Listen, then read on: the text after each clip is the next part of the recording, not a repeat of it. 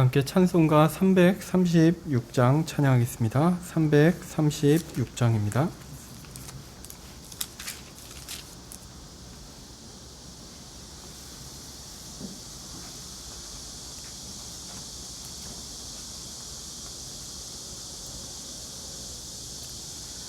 여러 해 동안 주 떠나 세상 연락을 즐기고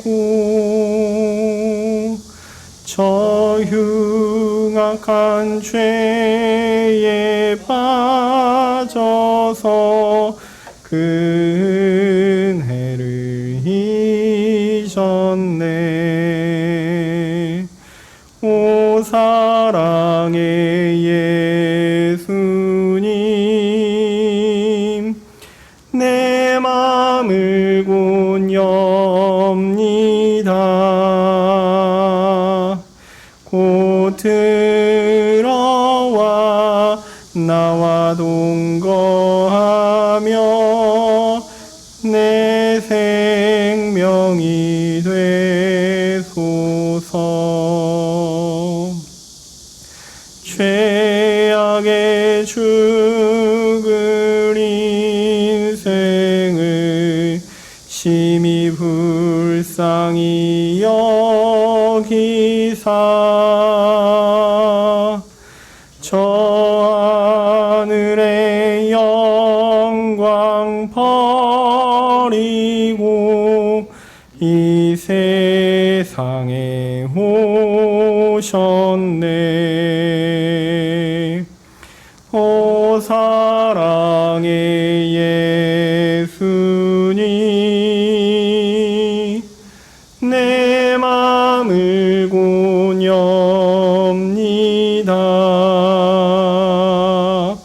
곧 들어와 나와 동거하며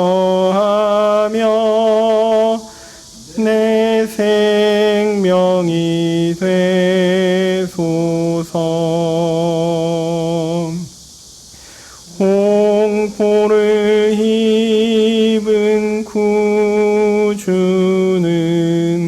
가시면류관 쓰시고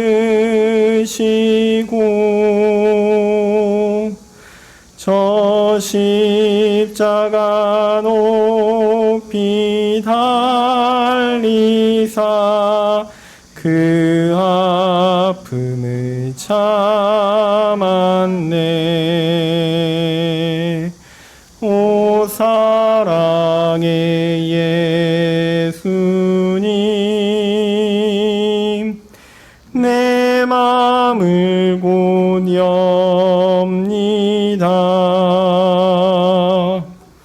곧 들어와 나와 동거하며 내 생명이 되소서. 미련한 우리 인생은 주의 공로를 모르고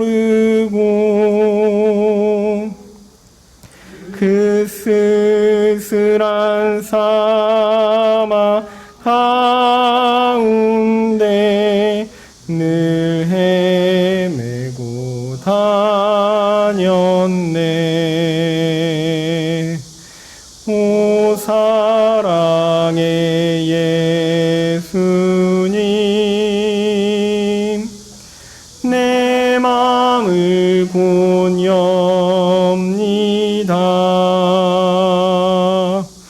곧 들어와 나와 동거하며 내 생명이 되소서.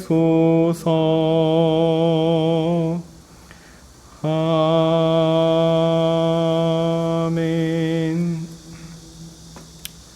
찬송가 203장 찬양하겠습니다. 203장입니다.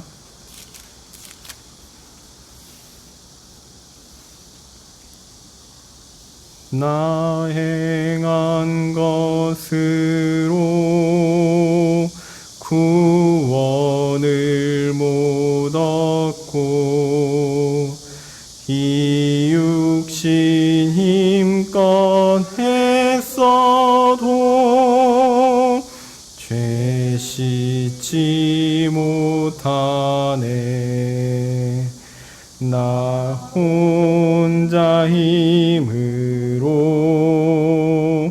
내 주를 못 뵙고 나 탄식하여 울어도 내 짐을 못 벗네.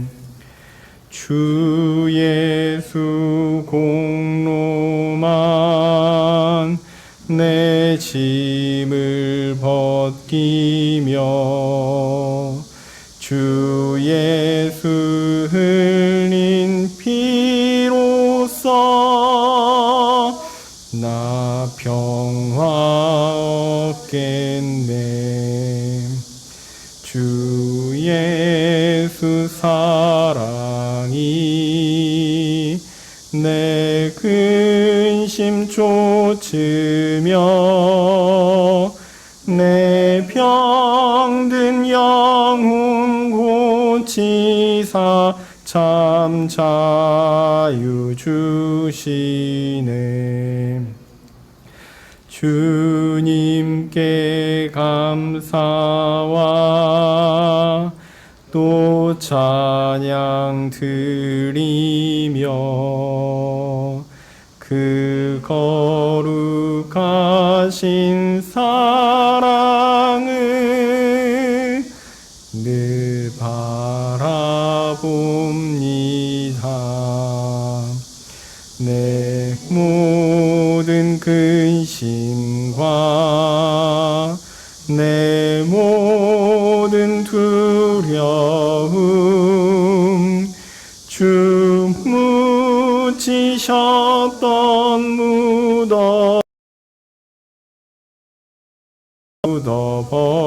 묻어버리네. 은혜의 하나님 나 의지합니다. 주 예수 나를 부르사 자녀로 삼았네.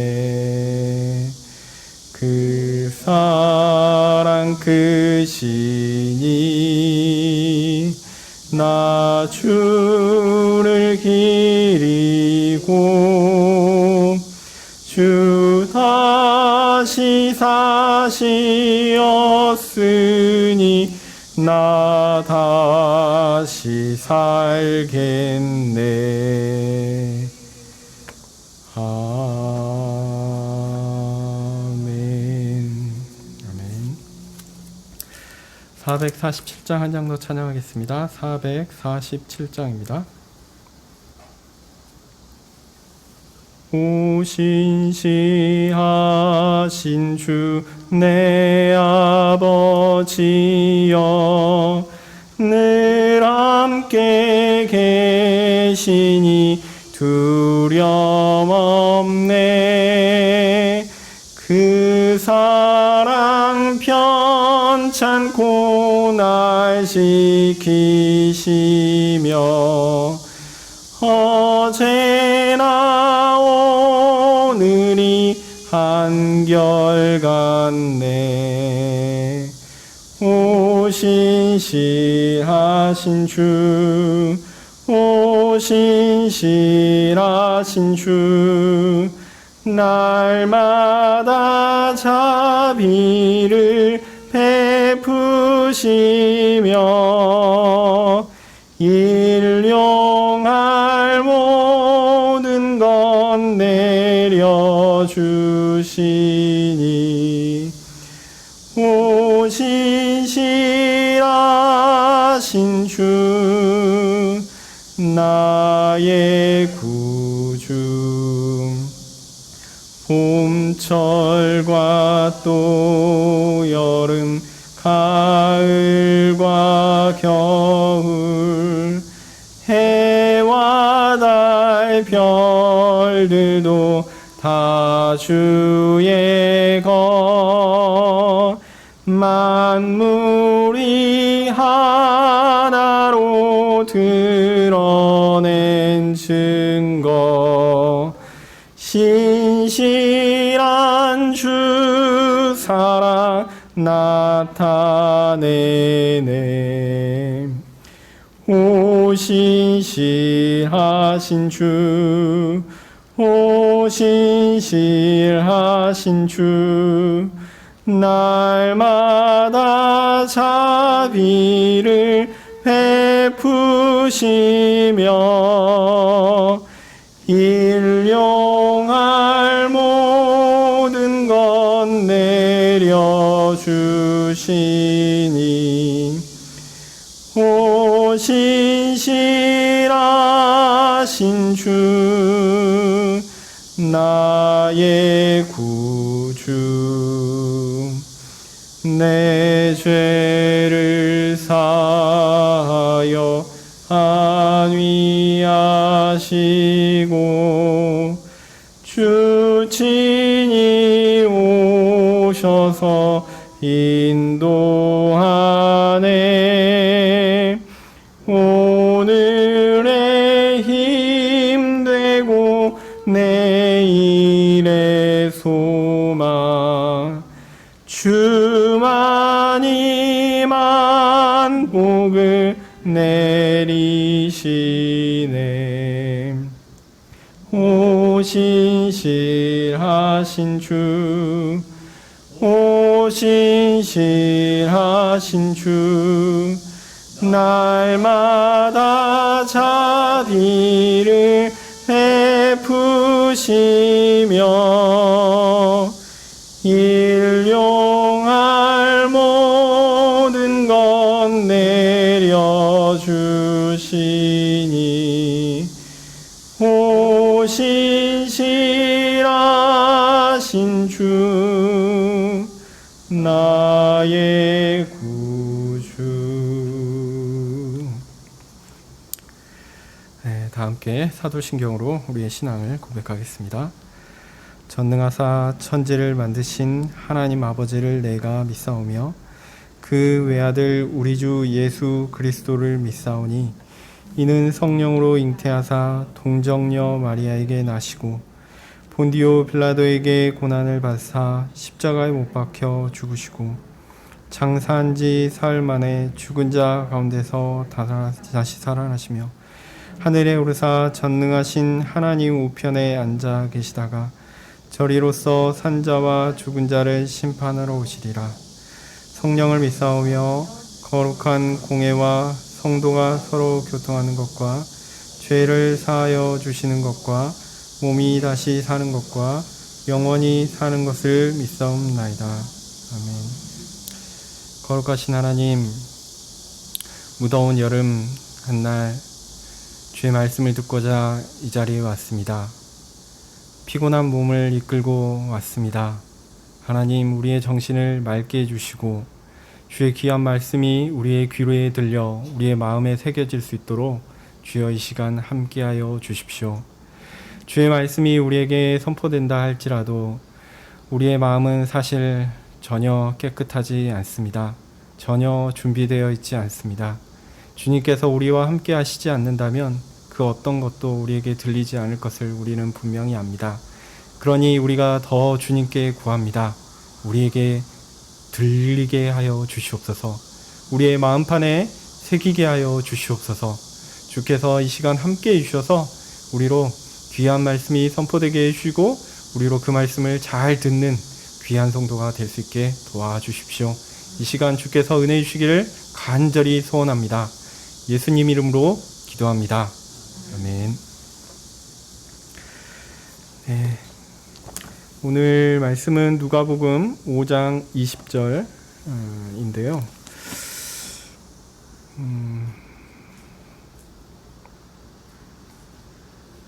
제가 누가복음 5장 17절부터 26절까지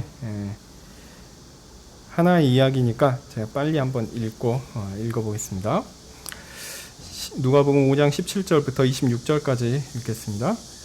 하루는 가르치실 때에 갈릴리 각 촌과 유대와 예루살렘에서 나온 바리새인과 교법사들이 앉았는데 병을 고치는 주의 능력이 예수와 함께 있더라.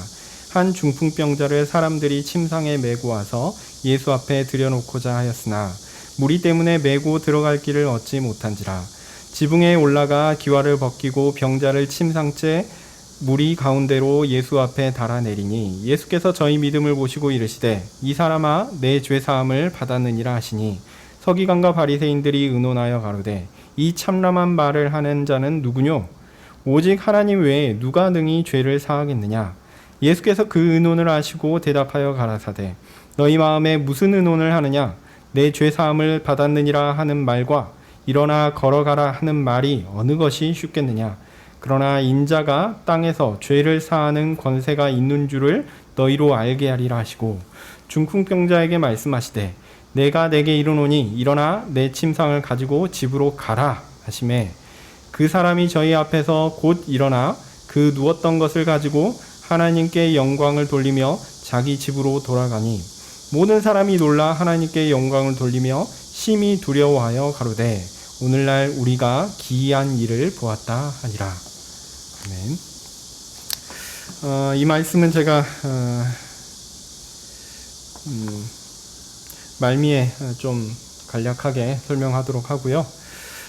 우리는 지금 구원의 순서에 대해서 살펴보고 있는데요. 먼저 1월부터 했던 건데 먼저 구원론의 서론에 대해서 말씀드리고 신비적 연합과 부르심, 중생에 대해서 살펴보았고요. 회심에 대한 일반적인 원리에까지 화심에 대해서 한 3차례 정도 말씀드렸고요. 지난번에는 제가 회개에 대해서 말씀드리다가 다 마무리를 못하고 끝이 났습니다. 오늘은 이어서 회개에 대한 말씀을 드리고 또 믿음에 대한 말씀으로 들어가려고 합니다.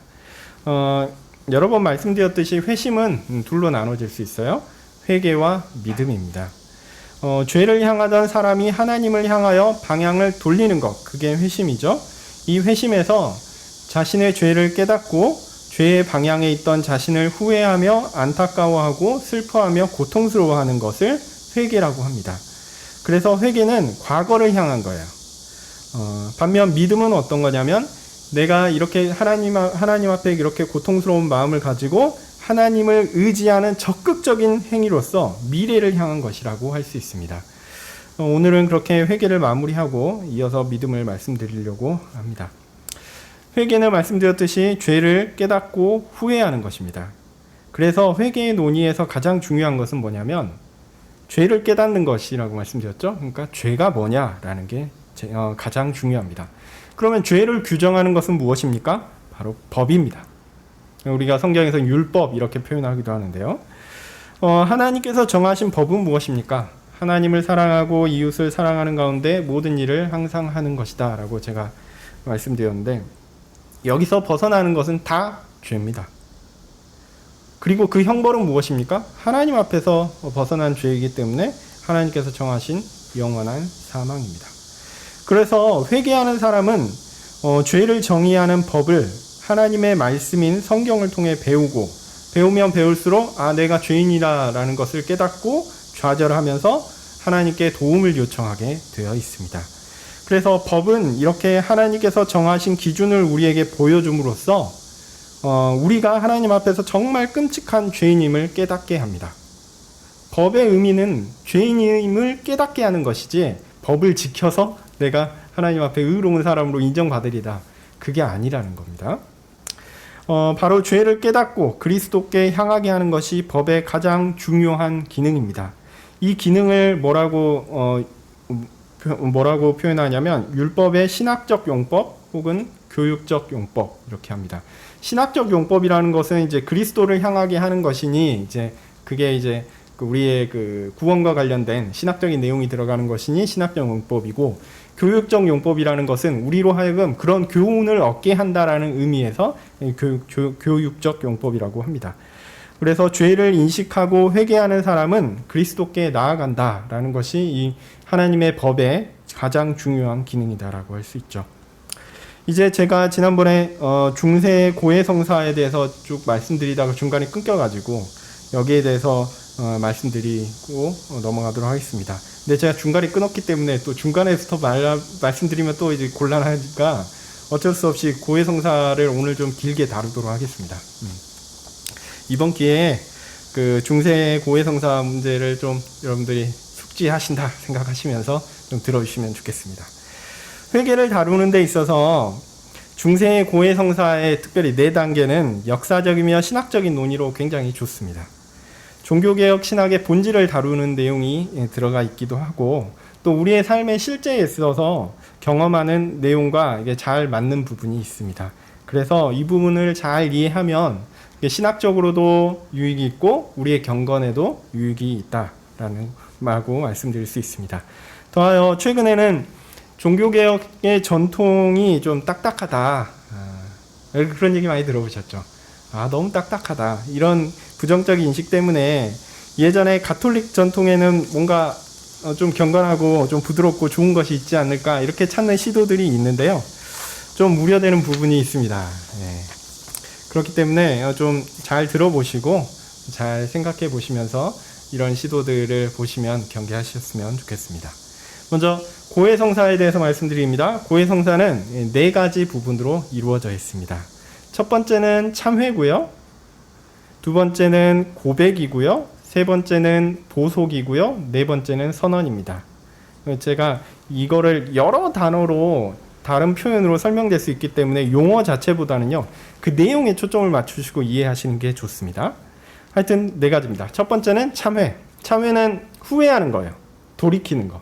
내가 내가 죄인이구나라는 것을 깨닫고 후회하는 것입니다. 앞서 논의했던 회개와 유사한 거죠. 하나님의 법이 우리에게 주어졌을 때 그 법 앞에서 내가 죄인임을 깨닫는 것입니다. 애통하는 마음이 있고 죄를 어떻게 하면 해결할 수 있을까? 그런 고민이 생기고 하나님 앞에 나아가고자 하는 마음이 생긴 것이죠. 이렇게 죄에 대한 마음이 생기면 어떻게 해야 할까요? 종교개혁 전통을 따르는 우리는 죄에 대한 후회와 안타까움이 생기면 당연히 그리스도께 나아가야 한다라고 말합니다. 근데 옛날에는 그렇게 안 했습니다. 옛날에는 사제에게 나아가도록 했어요.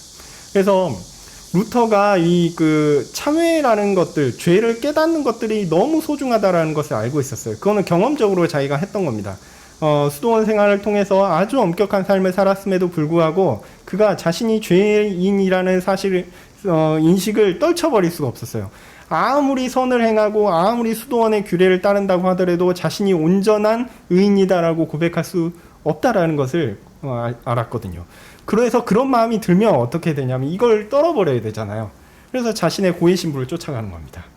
자신의 고해신부는 그 당시에 유명한 슈타우피츠라고 그 당시에 어거스틴 은자 수도의 원장이었어요. 원장이었는데 원장이 업무가 많잖아요. 많은데 자꾸 루터가 쫓아옵니다. 굉장히 경건하고 똑똑하고 굉장히 대단한 봤을 때는 멋있는 그 수도사인데 맨날 와서 자신의 죄를 얘기하는 거예요. 그러니까 그에게 뭐라고 얘기하냐면 그리스도를 묵상하시고 그리스도께 나아가십시오. 이렇게 얘기해요. 슈타우피츠가.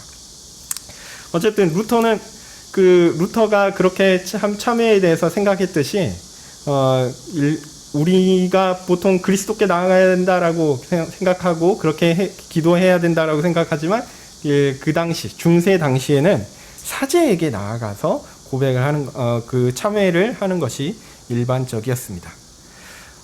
이게 왜 그럴까? 요건 좀 생각해 볼 필요가 있습니다.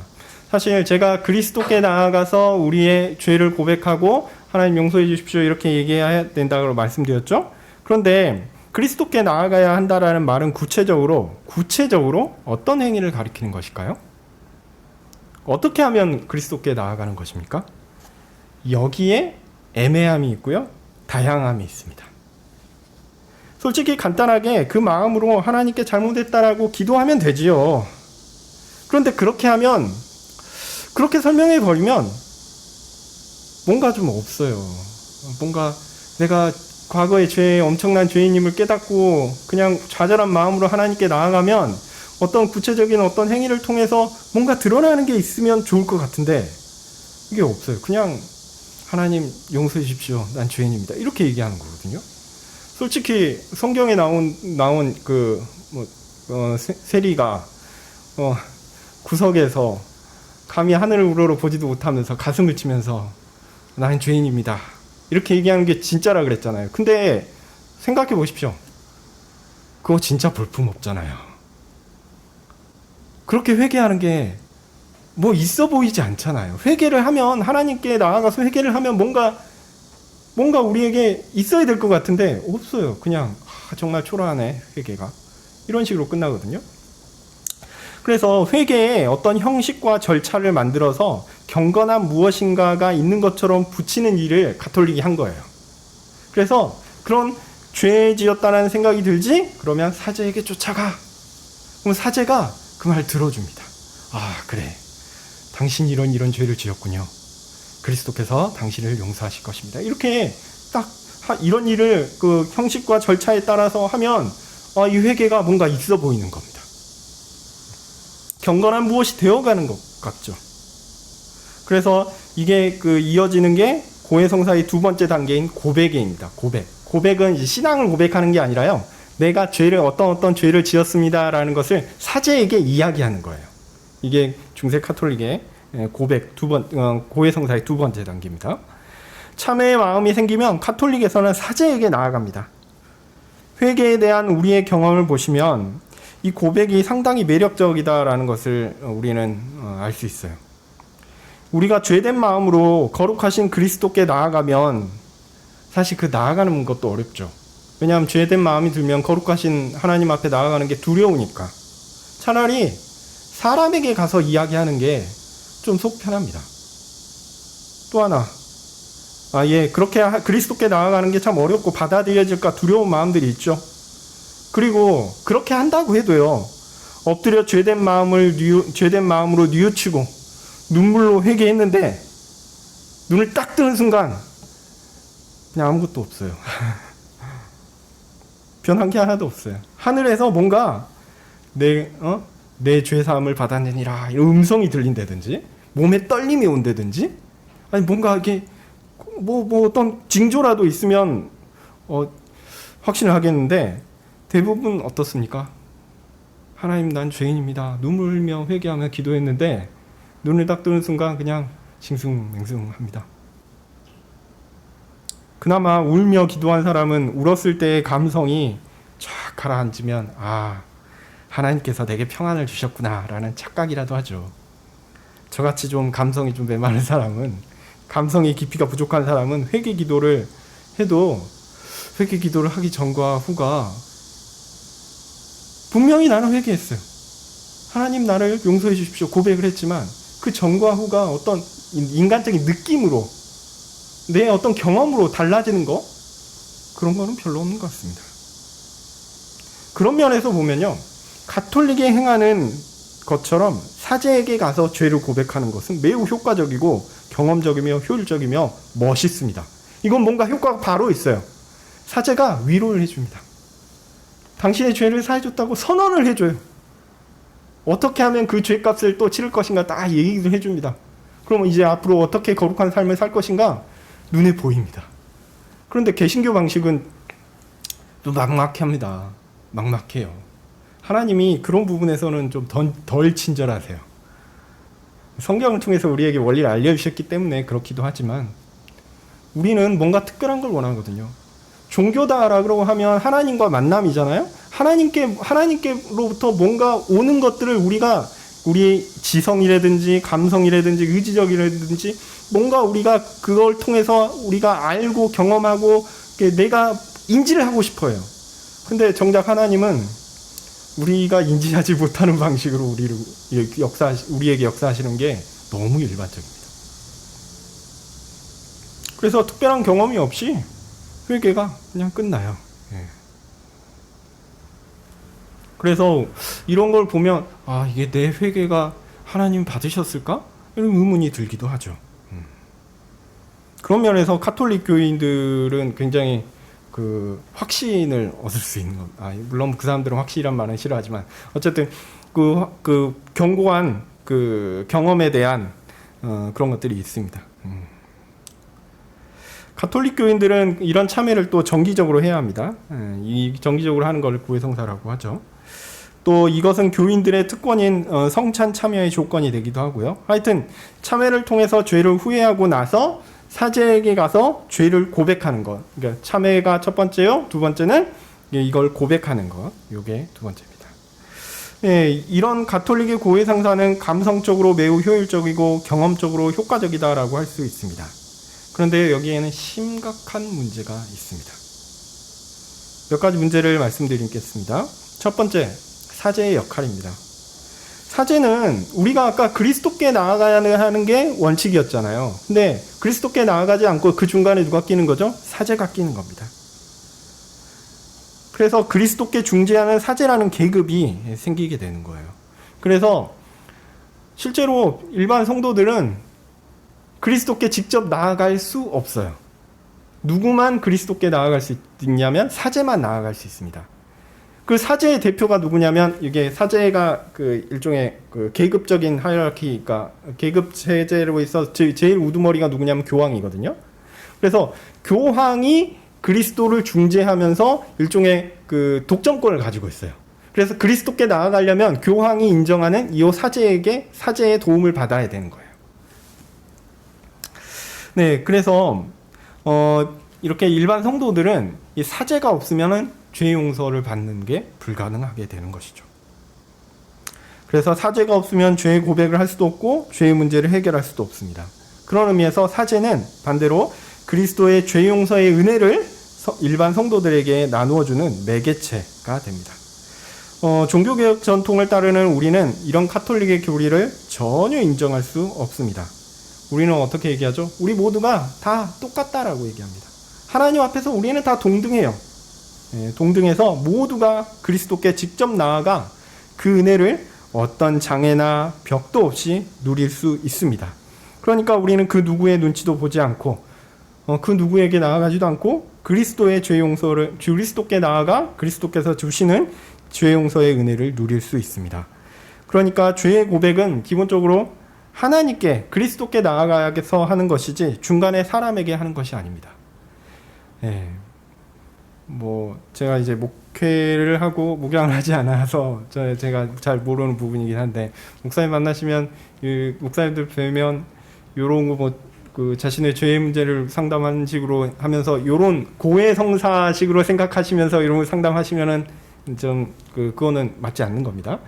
1차적으로 제일 중요한 거는 죄 용서는 누가 하시는 거죠? 그리스도께서 하시는 거고요. 우리는 그리스도께 나아가 회개하는 것입니다.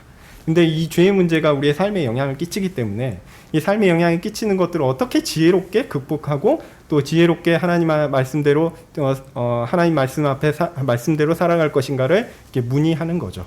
그 일을 이제 목사가 돕는 것이지 그 죄의 문제를 목사가 떠안아서 그리스도께 전달해 준 거 그런 거 아닙니다.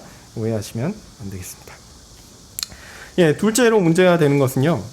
카톨릭은 죄의 고백이 죄 용서에 있어서 필수적이다라고 주장합니다. 그러니까 고백을 안 하면 죄 용서가 없어요. 이 말은 사람의 고백 자체가 내가 어떤 죄를 지었습니다라고 말하는 것 자체가 죄 용서에 있어서 필수적인 조건이 된다라는 것이죠. 그런 의미에서 내가 죄 용서를 위해서 나의 죄를 고백하는 게 일종의 구원의 공로적인 성격으로 남게 됩니다. 그러니까 법을 통해서 죄를 알고 고백할 수 있지만 그것이 구원을 위한 어떤 공로적인 조건이 된다라고 볼 수 없을 텐데 오히려 그렇게 본다라는 거죠. 종교개혁 전통에서는 죄를 깨닫는 회개는 구원을 위한 공로가 될 수 없다라는 것을 분명히 주장합니다.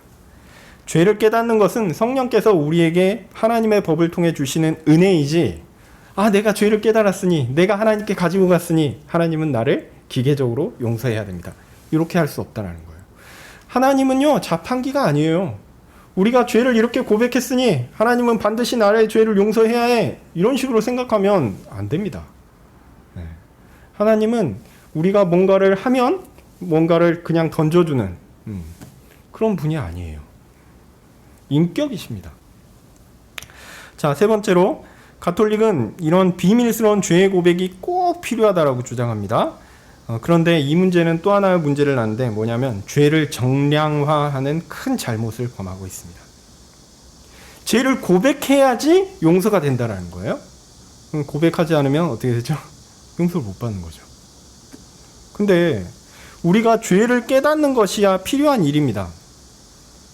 이는 우리가 근본적으로 죄인이라는 것을 그러나 이것은 우리가 근본적으로 죄인이라는 것을 드러내는 것이지, 우리가 범한 모든 죄를 우리가 직접 인지할 수 있고 우리가 그래서 인지해서 그것을 이야기할 수 있다, 또 고백할 수 있다라는 이야기는 결코 아닙니다. 이거 사실 불가능합니다. 우리의 죄는 하나님의 기준에 따라 판단되는 것이지 사람의 인지적 수준에서 판단되는 것이 아니기 때문에 그렇습니다. 그래서 우리는 우리의 죄를 다 고백할 수가 없어요.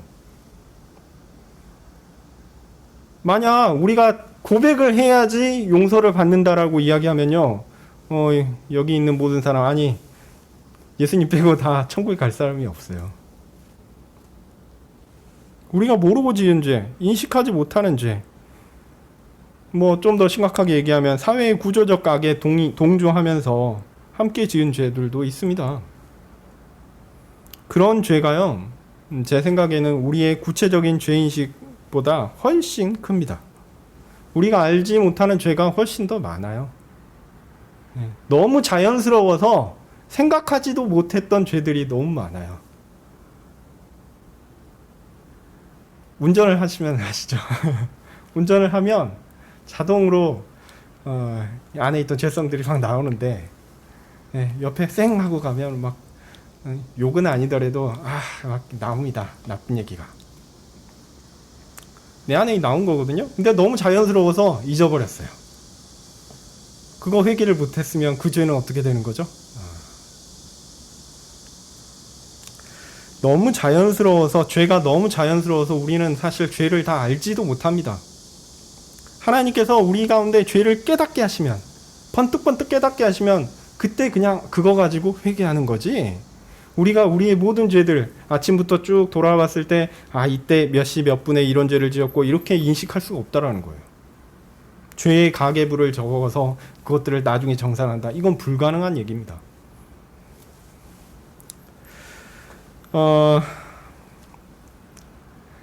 고백을 해가지고 뭔가 죄를 끊어낼 수 있다라고 생각하시는 분들은 좀 많이 어리석은 주장이다라고 할 수 있습니다. 요즘은 유행 안 하는 것 같아서 다행인데요. 10년도 전에 제가 유학하기 전에 가게에 흐르는 저주를 끊어라는 책가 아주 유명했잖아요.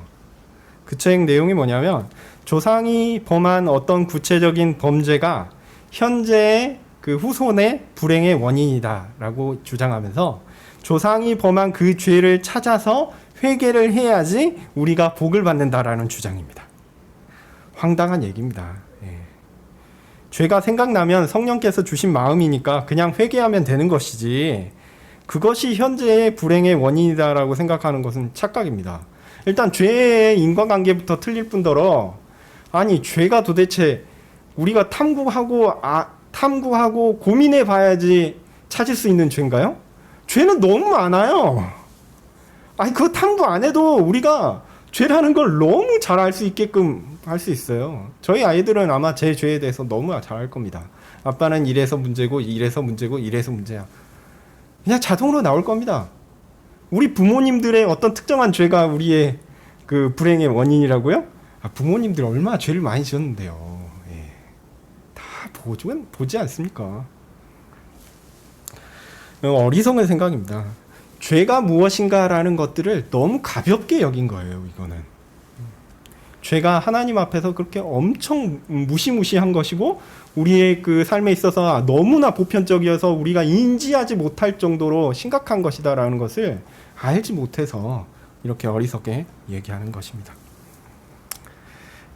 죄가 얼마나 많은데 그런 죄 하나 때문에 우리의 인생이 좌지우지 되겠습니까? 하나님이 그 얘기를 들으시면 아마 어이가 없으실 거예요. 아니, 우리가 불행해질 원인을 조상에게서 찾는다고요? 조상에게도 있겠죠. 근데 우리에게도 너무 많아요.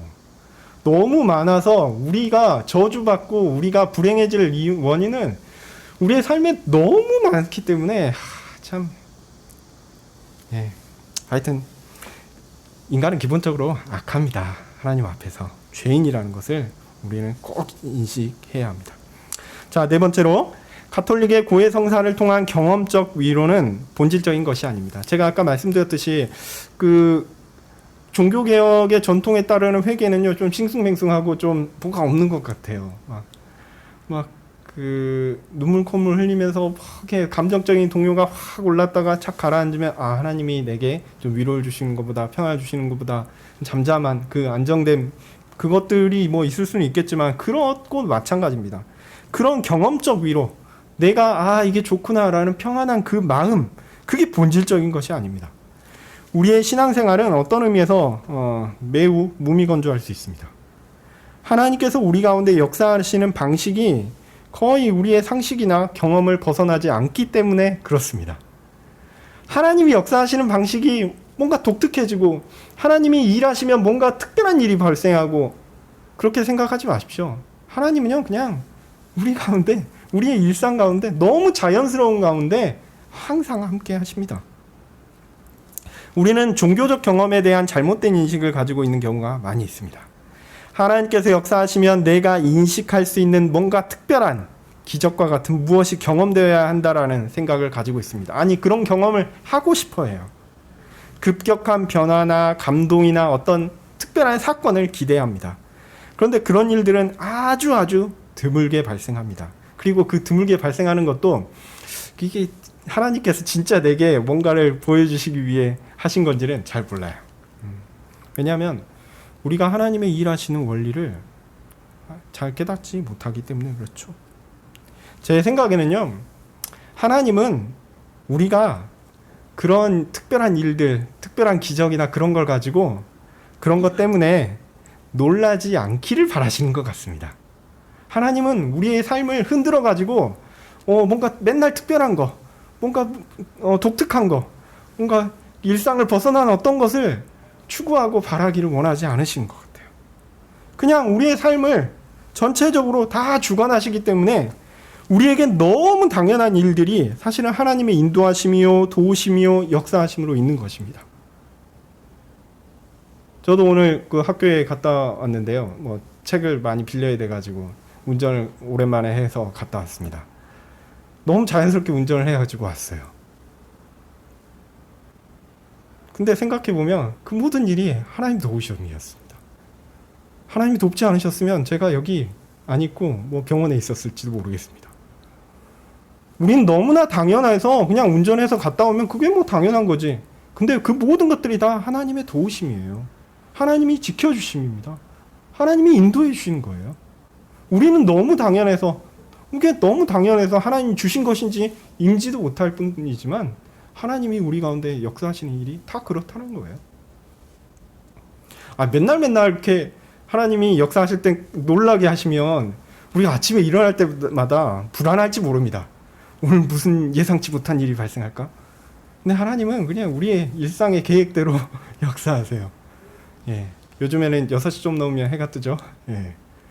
또 겨울에 되면 또 해가 좀 늦게 뜨죠. 다 예상할 수 있게끔 하나님은 역사를 하세요. 우리를 놀라지 않게 하기 위해서. 우리가 일상생활 가운데 하나님을 향하고 하나님을 바랄 수 있게끔, 하나님 앞에서 살 수 있게끔 우리를 하나님은 그렇게 일상적으로 역사하시는 것입니다. 그렇기 때문에 고해성사가 특별한 어떤 종교적인 경험을 해서 우리에게 뭔가를 줄 수 있다라고 생각하는 것, 그것이 더 좋고 뭔가 우리에게 감각적으로 좀 뛰어난 것이다, 이게 좀 더 좋은 경건의 모양이다, 이렇게 생각하시는 건 좋지 않습니다. 그건 인간적인 거예요. 사람들이 원하고 사람들이 바라는 것이지 하나님이 진정 그에게 주시고자 하는 방향과는 다른 것입니다. 여기까지 제가 고해성사의 첫 번째 참회, 두 번째 고백에 대해서 말씀드렸고요. 이제 세 번째 중요한 건데요. 보속입니다. 보속. 고해성사의 세 번째 단계는 보속입니다. 보속은 뭔가를 갚는다라는 의미입니다. 그리고 이것을 다른 말로 하면은 이제 만족이라고 표현합니다. 영어로 하면은 좀 그 이해가 쉬우신데 라틴어는 satisfactio, satisfaction, 영어로는 satisfaction입니다. 만족. 죄에 대한 하나님의 요구를 갚는다. 죄에 대한 하나님의 요구를 만족시킨다. 이런 의미에서 만족입니다. 그러니까 보속의 구체적인 의미는 죄 사함을 위한 공로를 만들어내는 과정이다라고 할 수 있습니다. 사제는 성도가 고백한 죄에 대해서 그냥 죄는 용서를 하죠. 그렇지만 그 죄의 결과로서 뭘 해야 되냐면 처벌해야 하거든요. 죄에 대한 처벌에 해당하는 공로를 행할 것을 요구합니다. 이게 보속입니다. 죄의 처벌을 면하기 위해서는 그에 상응하는 선을 행해서 공로를 행해야 합니다. 선행에 따른 공로는 종류가 다양합니다. 뭐 좋은 일, 착한 일, 아니면 종교적으로 뭔가 하나님 앞에서 인정받을 수 있을 만한 그런 일이거든요. 대표적인 게 뭐가 있냐면 성지순례 가는 겁니다. 예루살렘에 가서 기도 한번 하고 오면 아주 이렇게 많은 공로를 쌓을 수 있습니다. 로마에 가면 되죠. 이게 관광으로 쓰이기도 하지만 공로로서 의미가 있습니다. 그리고 성상에 대한 경배도 있고요. 그 다음에 교회가 정한 성물, 거룩한 물건들을 가서 참배하고 거기 가서 기도하는 것도 공로로 인정됐습니다. 그리고 이제 대표적인 게 뭐냐면 지속적으로 하나님께 미사를 드리는 거예요. 미사는 그리스도의 성찬을 행하는 거거든요. 사제가 성찬을 행해서 사제가 성찬을 행하는 것 자체가 그리스도의 살과 피를 다시 드리는 것이니 이게 죄 용서가 발생하는 공로적인 의미가 있다라고 보는 거예요. 그래서 지속적인 미사를 시행함으로써 이런 공로를 쌓을 수도 있습니다. 근데요, 이런 보속행위, 죄의 형벌을 갚는 이 행위들은 나중에 경제적인 개념과 함께 발전하면서 돈으로 이런 보속행위를 살 수 있는 행하거나 살 수 있는 시스템이 나오게 됩니다. 이게 대표적인 게 요즘도 그 가톨릭에서 행하는 개인 미사. 개인 미사는요, 이게 나를 위해서 그 미사를 드려주세요라고 헌금을 하면 그 사람이 없어도 사제가 가서 그 사람을 위해서 미사를 행하고, 그러니까 이것은 호게스 코프스 메움, 이건 나의 살이오면서 떼고 이것은 나의 피오, 그렇게 해서 하면 그 사람이 없어도 그 사람을 위해서 그렇게 축복을 하면 그 사람의 죄가 사해지는 겁니다. 그러니까 돈 내고 이제 미사를 드리게 하고 죄 용서를 받는 거죠. 지금도 있습니다. 그리고 대표적인 방식이 뭐냐면 종교개혁을 촉발시켰던 면죄부입니다. 면죄부. 종이에 죄사함을 얻게 하는 공식 문서를 교회가 파는 거예요. 근데요, 이때 팔았을 때 아주 획기적이었던 게 뭐냐면 죽은 사람을 위한 보속도 가능했다라는 겁니다. 사제가 의도한다면 이미 죽어서 연옥에 있는 사람을 위한 선행의 공로도 가능하다라고 주장했어요, 당시에. 그래서 최고의 효도는 무엇인지 아십니까? 면죄부를 사면 됩니다. 아니, 우리의 조상들이, 우리 부모님들이 저 뜨거운 연옥에서 몇천 년 동안 있어야 될 텐데, 지금 면죄부를 사면 그 몇천 년이 확 줄거나 아니면은 그분들이 아예 천국으로 바로 가실 수 있어요. 몇천 년 동안 연옥에서 뜨겁게 고생하실 거를 돈으로 해결해서 천국으로 직행하도록 한다면 이것보다 더 좋은 효도는 없을 겁니다. 우리나라의 아마 조선시대 가톨릭이 가톨릭이 만약에 국교였다면 아주 네, 장사가 잘 됐을 텐데, 예. 효도라는 게 별게 없어요. 면죄부를 사면 돼요. 그게 최고의 효도인 겁니다. 영적인 효도입니다. 아니, 부모님을 천국으로 모시는 이런 확실한 방법이 있는데요. 그래서 참 구원이라는 것도 부익부 빈익빈이 되는 겁니다. 가난한 사람들은 더 연옥에 있게 되고요. 부자인 사람들은 빨리빨리 천국에 가게 됩니다. 자, 이게 말이 안 된다는 것은 그 결과를 볼 때 명확하죠. 종교개혁이 고해성사의 보속행위에 대한 반발로 시작했다고 해도 과언이 아닙니다. 이 자꾸 구원을 돈으로 바꿔버려서 장사하는 식으로 바꿔버리니까 이게 경건한 그 인문주의자들이나 대표적인 사람이 루터죠. 루터가 이제 거기에 반발했던 것이죠. 하여튼 사제는 고해성사를 하는 성도에게 어떤 행위를 해서 자신의 죄값을 치를 것을 요구합니다. 그것을 행하는 사람에게 고해성사의 네 번째 단계인 속죄의 선언, 압솔루치오라고 얘기하는데, 당신의 죄가 다 사해졌습니다, 이렇게 선언하는 것이죠. 그렇게 하면 죄의 문제가 해결됩니다. 네. 종교개혁 전통을 따르는 우리는 이런 가톨릭의 고해성사 교리를 전적으로 반대합니다. 우리는 이거 믿지 않습니다. 보속행위요? 그거 필요 없어요. 예수님이 다 하셨다니까요. 연옥의 부모님들이 그 불구덩이에 있지 않아요. 다 천국에 계십니다. 예수님 믿었으면. 더 이상 그런 쓸데없는 효도 생각 안 하셔도 됩니다. 그냥 예수님 믿으면 돼요. 네, 우리는 보속행위가 사람에게 전적으로 불가능하다라는 것을 알고 있습니다. 죄의 형벌을 치를 수 있는 분은 오직 우리 주 예수 그리스도밖에 없습니다. 우리의 죄는 너무 심각하기 때문에 그래요. 왜냐? 우리의 죄는 오직 그리스도만이 우리 죄를 담당하실 수 있기 때문에 더욱 그렇습니다. 예수님이 아니시면요, 우리의 죄를 감당할 수가 없어요. 네, 제가 제 아내, 제 가족들의 죄를 감당할 수 있으면 예수님 안 찾아가겠죠. 근데 감당이 안 된다니까요. 내 죄도 감당이 안 되고요, 누구의 죄도 감당이 안 됩니다. 오직 예수님만이 우리의 죄를 감당하실 수 있습니다. 우리의 죄는 우리의 생명을 요구하기 때문에 그렇습니다. 죄란 단지 실수가 아닙니다. 하나님 앞에서 죄이고요, 우리로 하나님 앞에서 영원한 사망의 형벌을 받게 하는 것이요, 하나님 앞에서 두려워 떨 수밖에 없도록 만드는 것입니다. 이 죄로 인한 요구들을 모두 다 갚는 것, 완전히 갚는 것, 즉 보속 행위를 하는 사역은, 하나님의 의로우신 심판에 적합하게 만족시키는 사역은 오직 하나님이시고 사람이신 예수 그리스도만이 가능한 일입니다. 우리 주 예수님은 자신의 생명으로 죄인의 생명을 대신하여 죽으심으로 우리의 죄를 용서하셨습니다. 우리는 그리스도의 공로로만 죄 용서를 얻습니다. 이를 통해 우리는 죄 용서의 선언, 속죄의 선언을 예수님으로 말미암아 얻게 되는 것입니다. 가톨릭은 이렇게 그리스도께 행해야 할 죄의 용서의 문제를 중간에 사제들이 탁 가로채가지고 사제들이 다 가로채서 가지고 가버렸습니다. 말로는 그리스도의 은혜를 의지한다고 하고 그리스도께 그들을 이끈다고 하죠. 그러나 그들은 자격이 없는 자들입니다. 우리에게 필요한 것은 그리스도께 이끌 인도자가 아니라 그리스도 자신이십니다. 회개가 갖는 의미는 고해성사의 4단계를 제대로 해석한 것과 같습니다.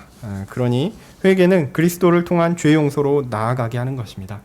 죄를 깨달아 참회를 하면, 그리스도께 고백하면 그리스도께서 죄의 요구를 만족시키심으로 우리를 하나님과 화해시키시는 죄 용서의 완성을 이루십니다. 그러니까 참회가 뭐였죠? 죄를 깨닫는 것이었죠. 그 마음을 가지고 그리스도께 나가시면요, 예수님께서 다 하십니다. 그냥 우리는 감사합니다 하면 됩니다. 최근에 참회, 그러니까 즉 회개가 예비적 믿음이냐라는 조그마한 논의들이 있습니다. 참 어려운데요. 예비적이라는 표현이 거슬리기는 하지만 생각해보면 뭐 그럴 수도 있겠다라고 인정할 수도 있지 않을까, 이런 생각도 듭니다. 예비적이라는 표현은 그 믿음을 위한 준비로 사람이 하는 행위라고 생각하니까 거부감이 생기기는 하지만, 우리가 회심을 회개와 믿음 이렇게 두 개로 나눈다고 말씀드렸죠. 그렇게 표현하고, 회개는 과거적인 의미고 믿음은 미래적인 의미라고 이해하고, 특히 하나님의 법을 회개와 복음, 하나님의 법이 회개와 복음을 믿음과 연관시키고 있다라는 것을 고려한다면, 회개가 믿음 앞에 있으니 그것이 이게 당연하고 또 자연스럽게 연결되는 것이 또 맞는 것 같아요. 그런 의미에서 믿음 앞에 회개가 있으니 회개는 믿음의 예비적인 것이요. 이걸 반대로 좀 바꿔서 표현해서 회개를 믿음 앞에 있으니까 예비적 믿음이다, 이렇게 표현한다라는 거죠. 다만 회개가 믿음을 위한 사람의 공로로 생각되는 경향이 있다면 이것은 옳지 않습니다. 내가 죄를 깨닫는 것, 그것이 공로적인 의미가 될 수 없다라고 이미 말씀드렸습니다. 이것은 옳지 않습니다. 그리고 부주의한 사용은 주의할 필요가 있습니다. 또 어떤 개혁화 신학자가 이렇게 썼어요. 또 예비적 믿음이라고 회개를. 그래서 이거를 또 사용해도 된다라고 또 쓰시는 분들이 있어요. 근데 저는 아무런 주의 없이 사용할 수 있다라는 것은 동의할 수 없습니다. 우리는 좀 조심할 필요가 있습니다. 왜냐하면 예비적이다라고 생각하면 어떤 생각이 듭니까? 이건 카톨릭 교리를 연상시키기 때문에 그래요. 내가 믿음을 위해서 예비적으로 뭔가를 행할 수 있다. 사람의 공로적인 의미가 이 예비적이라는 단어에는 이게 일반적으로 그런 걸 내포하거든요. 그래서 되도록이면은 안 쓰는 게 좋지 않을까? 저는 개인적으로 그렇게 생각합니다. 믿음을 못 들어갈 것 같은데. 예, 전인적인 회개 말씀드리고 오늘 마무리해야 될 것 같습니다. 이상으로 회개에 대한 내용은 마무리하고 회개의 전인적 성격만 말씀드리고 마무리하겠습니다. 회개하는 사람의 지성은 하나님의 법을 통해 자신이 죄인임을 분명히 알게 됩니다. 회개하는 사람의 감성은, 제가 지성에 대해서 말씀드렸죠. 그리고 감성은 자신이 죄인임을 인정하고 고통하며 애통하며 후회합니다. 그리고 회개하는 사람의 의지는 이제는 더 이상 죄에 머물고 싶지 않아 죄로부터 벗어나고자 노력합니다. 죄를 알고요. 죄를 벗어나기를 원하고요. 죄를 벗어나고자 노력합니다. 회개하는 성도는 매우 적극적이며 주도적이며 자발적으로 죄를 깨닫고 인정하며 벗어나고자 합니다. 죄를 모르지도, 죄를 부정하지도, 죄에 머물고자 하지도 않습니다. 사실 이것은 성도 가운데 역사하시는 성령님의 사역이기 때문에 당연한 결과입니다. 사람은 죄를 알지도, 죄를 인정하지도, 죄를 떠나지도 않기 때문에 그렇죠. 우리는요, 우리가 스스로 죄를 알고, 죄를 인정하고, 죄를 떠나려고 하지 않습니다. 그러므로 회개는 사람의 행위인과 동시에 성령의 사역임이 분명합니다.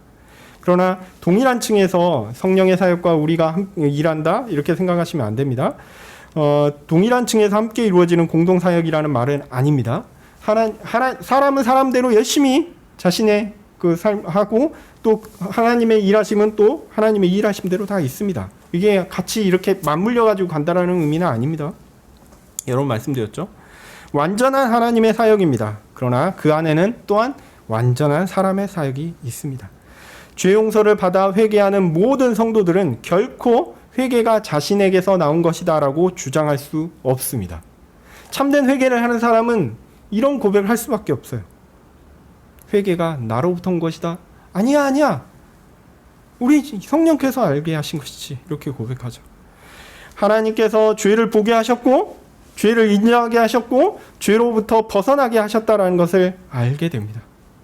사실 사람은 죄를 볼 수도 없고 보고 싶어 하지도 않고 죄를 떠나고 싶어 하지도 않기 때문에 그렇죠. 만약 그가 죄를 보고 그다음에 죄를 인정하며 또 벗어나기를 원한다라고 하면 그는 성령의 인도하심을 받고 있는 것입니다. 그러므로 회개하고 나서 거룩한 삶을 살지 않는 사람들은 그가 진정한 회개를 한 것인지 잘 돌이켜야 합니다. 돌이켜봐야 됩니다. 물론 옆에 사람을 판단하라는 말씀은 아닙니다. 판단하라는 건 아니에요. 사람마다 이제 드러나는 거룩이 회개의 삶이 드러나는 방식이 다르기 때문에 너무 과도하게 판단하시면 이제 실수할 가능성이 높습니다. 그러니까 판단하지 마시고 나 자신을 돌아보십시오. 내가 정말 회개한 사람인가? 내가 정말 하나님께서 원하시는 대로 죄를 깨닫고 죄를 인정하며 죄로부터 벗어나고자 의지하는가? 회개는 성도의 매우 적극적인 행위입니다. 이를 다른 표현으로 자기 부인 혹은 자기 죽음 이런 식으로 말할 수 있죠. 나를 죽이는 것. 그리고 이런 회개는 자연스럽게 성도라 하여금 그리스도에게 자신을 완전히 내어 맡기는 믿음의 과정으로 넘어가게 됩니다. 죄가 있음을 알고 죄를 인정하며 죄로부터 벗어나고자 하는 사람은 어떻게 된다고요?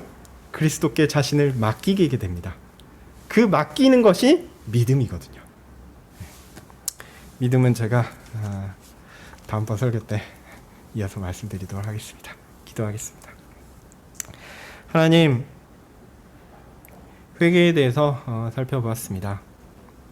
우리로 진정한 회개를 알고 하나님 앞에 진정한 회개를 하게 하여 주시옵소서. 인간적인 어떤 것이 우리의 마음에 위안을 주는 것이 아니라 하나님이 우리에게 주신 약속과 하나님이 우리에게 주신 은혜가 무엇인지를 우리가 알므로 하나님 앞에 엎드리는 것으로 주께서 주신 말씀의 위로를 얻는 것으로 만족하게 하여 주시옵소서. 사람을 의지하지 아니하며 하나님께 나아가 하나님께서 주신 진정한 위로를 얻게 하여 주시옵소서. 우리의 마음 가운데 정말 하나님께서 주시는 성경을 통해서 우리에게 베풀어 주시는 귀한 지식들이 풍성히 넘치도록 은혜 베풀어 주시기를 간절히 소원합니다. 예수님의 이름으로 기도합니다. 아멘. 하늘에 계신 우리 아버지여, 이름이 거룩히 여김을 받으시오며 나라의 임하옵시며 뜻이 하늘에서 이룬 것 같이 땅에서도 이루어지이다. 오늘날 우리에게 일용할 양식을 주옵시고 우리가 우리에게 죄 지은 자를 사하여 준 것 같이 우리 죄를 사하여 주옵시고 우리를 시험에 들게 하지 마옵시고 다만 악에서 구하옵소서. 대개의 나라와 권세와 영광이 아버지께 영원히 있사옵나이다. 아멘.